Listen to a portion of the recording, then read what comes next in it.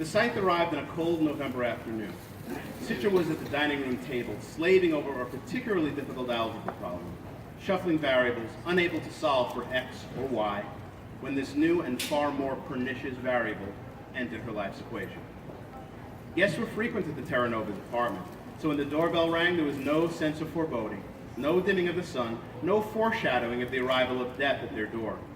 Perhaps the universe should have deigned to provide such warnings, but Scythes were no more supernatural than tax collectors in the grand scheme of things.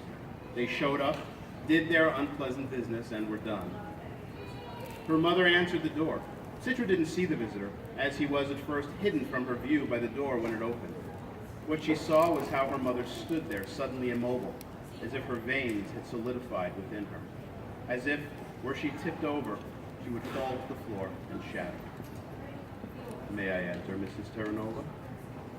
The visitor's tone of voice gave him away, resonant and inevitable, like the dull toll of an iron bell, confident in the ability of its peal to reach those who needed reaching. Citra knew before she even saw him that it was a Scythe.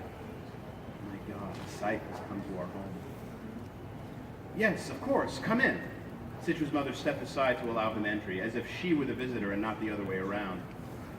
He stepped over the threshold, his soft, slipper-like shoes making no sound on the floor. His multi-layered robe was smooth ivory linen, and although it reached so low as to dust the floor, there was not a spot of dirt on it anywhere. A Scythe, Citra knew, could choose the color of his or her robe. Every color except for black, for it was considered inappropriate for their job. Black was an absence of light, and Scythes were the opposite. Luminous and enlightened, they were acknowledged as the very best of humanity, which is why they were chosen for the job. Some Scythes' robes were bright, some more muted.